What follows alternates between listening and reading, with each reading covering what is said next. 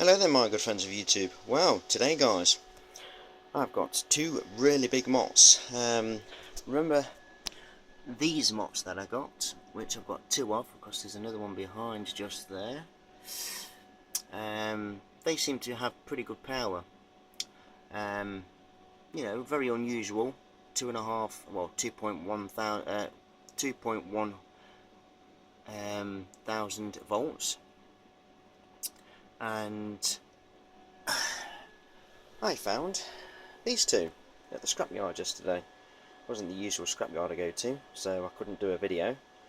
But I've got these wired primaries in parallel and series and secondaries in series. So we're going to get close to 5 kV. They're going to be ballasted first at 5,000 volts. 5,000 volts. I'm sorry, 4,000 watts. And at 4,000 watts, there's pretty good output. Found some really nice contactors as well, guys. Just look at those. This one's very nice indeed. Very unusual, this one, because all the workings are underneath. So it basically works like this. So that's how it works. There's your input power, and the gearing underneath. Look, I mean, just look at this. They do not make them like this no more. And this is all porcelain. It's like an aluminium base. I believe it's to be aluminium. I'll just get a magnet on it, but this is all porcelain. This is plastic. But it's very nice indeed. Made by Siemens as well. It's got the labels on it. Is in excellent condition. Well, the whole thing is in excellent condition. But see if my phone's going to focus in for me.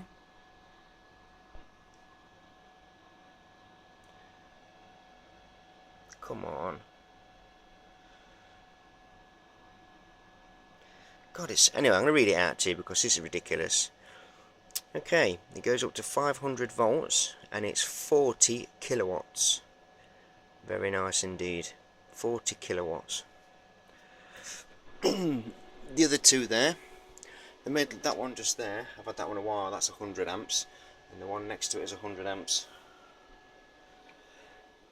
Then the trouble with these two is that the coil to energize them is only 110 volts. So, but at 220 volts running it, it's 30 kilowatts. 330 is that 380 at 50 kilowatts, and 550 kilowatts. I mean, this is really nice, this one. Very nice indeed. I've got a crap load of bloody capacitors from the scrapyard. These are all energized as well, by the way, so I had to basically arc each one out that against some metal when I was there. 3,300 microfarads at 450 volts. I've got 8 of those, and let's see if I can get hold of one of the other ones. No, that's not it. I've got some smaller ones as well, which... is that one there? Oh no, that's the same. I can't get hold of them. Oh, they're here. I put them here. BHC. 100,000 microfarads at 40 volts. And I got 1, 2, 3, 4, 5, 6. I think I got 8 of those, and I got 3 of these, or 4 of these. These are very similar to the ones I've got. The ones that I've got is this one. No, that's not it. I've got some higher voltage ones. No, which I got out of the X-ray system. Oh, come on, I must have it somewhere. Anyway, the ones I've got are at around 1200 or 1500 volts, I think they are. I think they're 1500 volts. Sorry guys, should have got all this ready.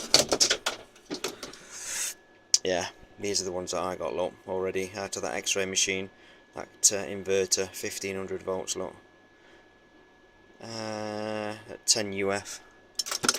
I need more storage. Just drop that one and sort those out at another time. Okay, let's show you some arcs. Where's me? I need me tripod.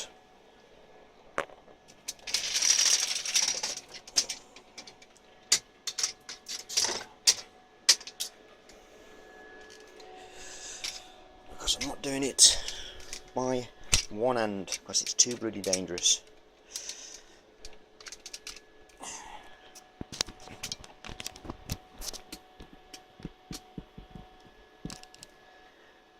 Is that about right? Finger there. Yeah. Okay, 240 volts. I mean, imagine what this is going to be like though, unballasted. I'll have to do another video at that point. 240.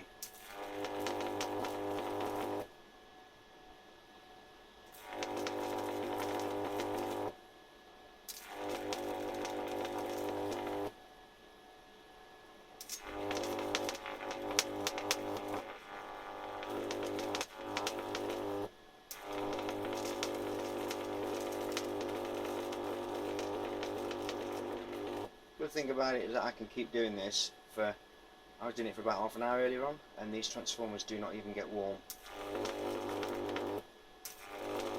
I'd like to see how these things act without any ballast.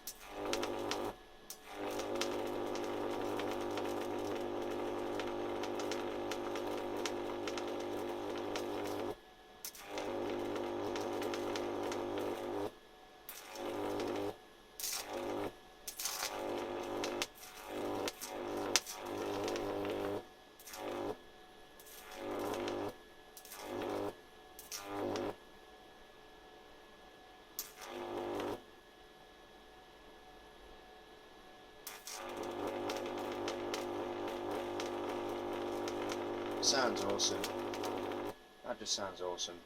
4,000 watts. The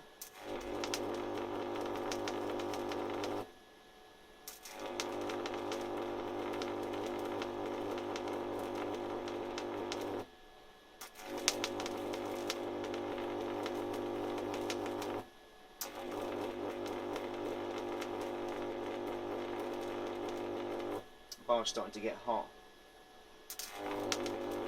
Starting to glow. Just glow in there.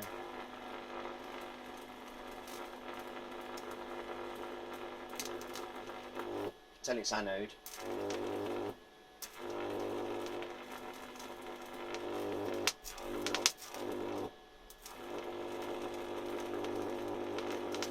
Or ground.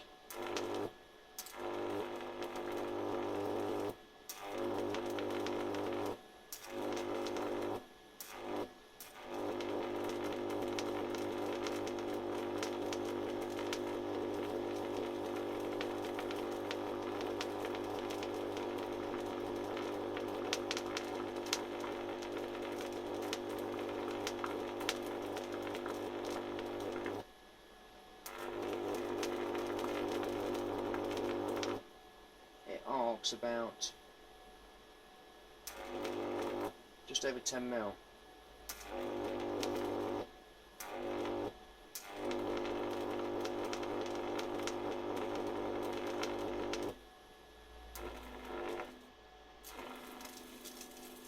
What's that noise?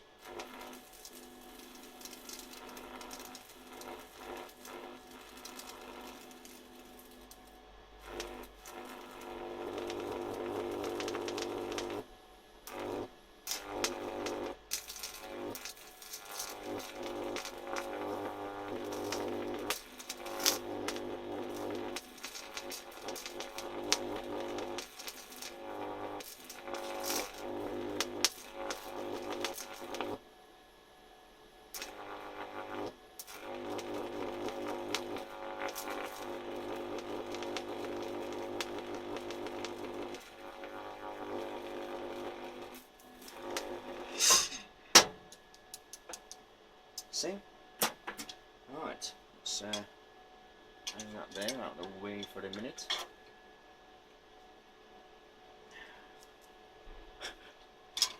Bloody cold. There's no temperature change at all with this. No change whatsoever with the temperature. Now normally guys, when I was running those, even oh no, sorry, yes, because I'd wired those differently, so there was no, I can't remember those being warm. I think it's when I wired it between the two primary windings, it was giving some heat. But these, even wired correctly at 4000 watts, there's just no heat whatsoever coming through the windings or the iron core. These things are absolutely mint. Let me give you some measurements. Where's my ruler? I'll got a tape measure over here. There it is. It's hard to try and do things with one hand. There we go. So the iron core on these things, I'm getting all trapped here. Iron core, sorry, is just under 7 inches wide, or length, and 3 inches of core thickness. Height,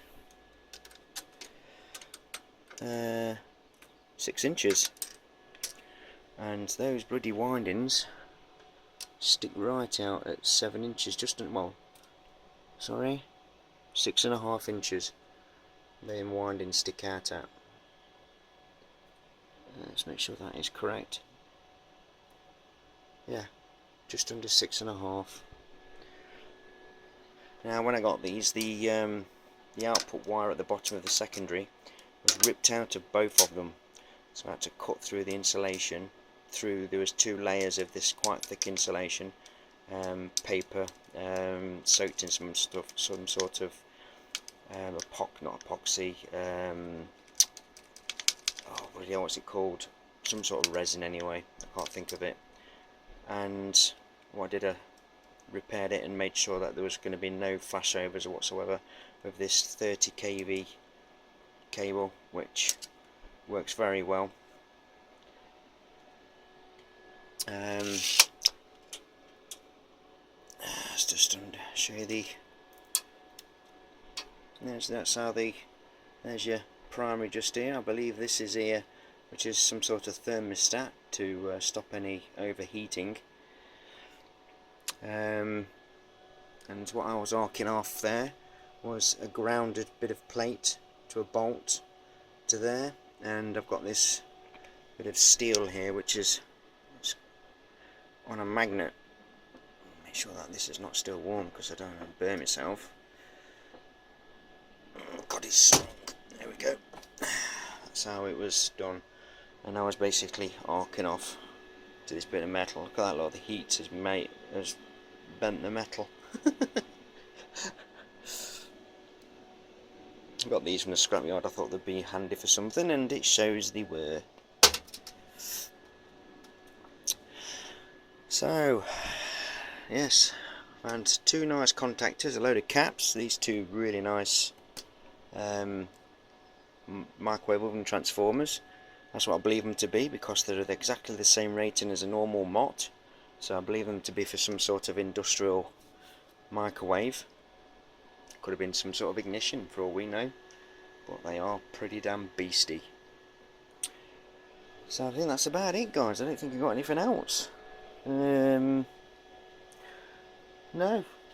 Oh, I found a really nice, like a Dremel drill, which the transistor inside of it, well, it's not a it wasn't a transistor, it's a triac, which is basically there, and the triac was literally broken from its feet right against it, flush, so it needs a new triac. So I'm just trying to sort of triac out.